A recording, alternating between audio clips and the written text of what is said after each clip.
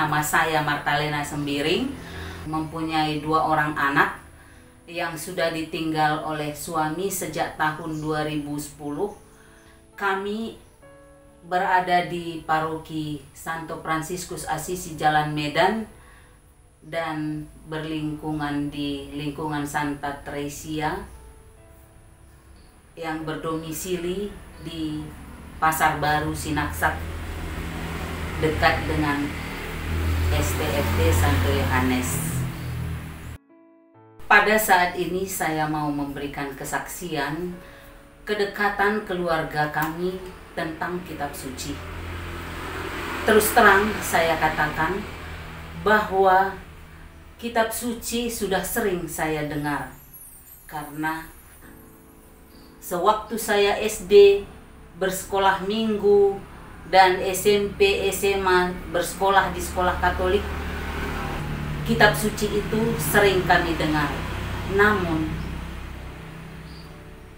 nyatanya sampai sekarang kitab suci itu jarang saya buka.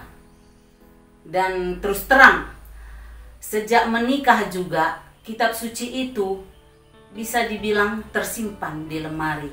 Dan kitab suci itu tak pernah saya buka, jarang sekali. Walaupun pergumulan hidup saya, pekerjaan saya bekerja sering di rumah, di kampus, yang selalu membolak-balik buku, kitab suci segala macam. Namun untuk membacanya terus terang, saya katakan jarang sekali. Dan kitab suci itu tersimpan bagus di lemari, kadang sudah berdebu. Dan kegiatan ke gereja juga sering kami abaikan, ya ke gereja. Namun kalau ada apa-apa, entah pemilihan pengurus apa katanya gitu, ya kami mengelak supaya jangan dipilih, begitulah. Namun setelah kematian suami saya, baru saya sadar bahwa saya mengingat-ingat dan saya merasakan kata-kata Tuhan itu memang benar-benar ada, yang sering saya dengar di gereja atau di mana-mana, bahwa aku akan datang seperti pencuri. Nah, saya rasakan dan saya tafsirkan pada kedatangan Tuhan itu pada waktu kematian suami saya. Dia mengambil suami saya secara tiba-tiba tanpa persiapan apa-apa, tanpa ada kata pengampunan, tanpa ada kata-kata doa segala macam untuk berserah kepada Tuhan.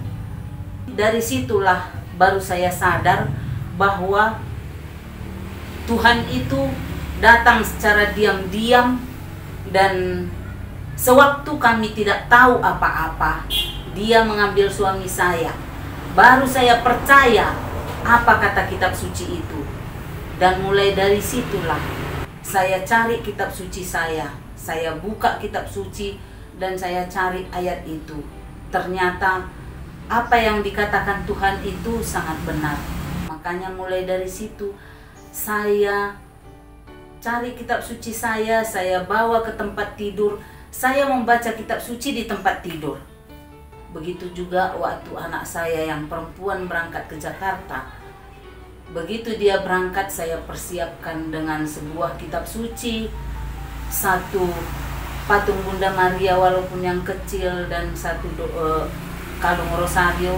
Saya suruh dibawa ke sana supaya dia bisa setiap saat di sana berdoa dan membaca kitab suci. Akhirnya kami bervideo call setiap saat dan sama-sama membaca kitab suci.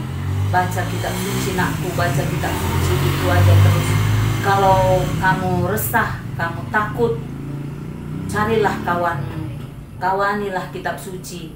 Berdoalah sama Bunda Maria agar Bunda Maria tetap menemanimu. Hanya itu yang bisa kami sampaikan dari sini. Dan kami juga di sini merasakan betapa nikmatnya, betapa indahnya kalau kita tetap hidup menurut ajaran kitab suci. Sering saya takut dan cemas bagaimana kelanjutan hidup ini. Namun dengan kitab suci. Dengan membaca kitab suci, saya menjadi tenang, saya menjadi damai. Akhirnya kitab suci itu saya tempatkan di tempat tidur, bukan saya tempatkan di meja atau di mana tempat doa gitu, bukan. Tetapi di tempat tidur. Bila saya bangun malam-malam, entah kapan saja saya terbangun, kebetulan karena hati saya pas susah mengingat sesuatu, entah lagi galau sedih begitulah, saya membuka kitab suci dan saya mengambil rosario. Akhirnya saya bisa tertidur dan bisa disimpulkan kitab suci itu sebagai obat pengantar tidur bagi saya.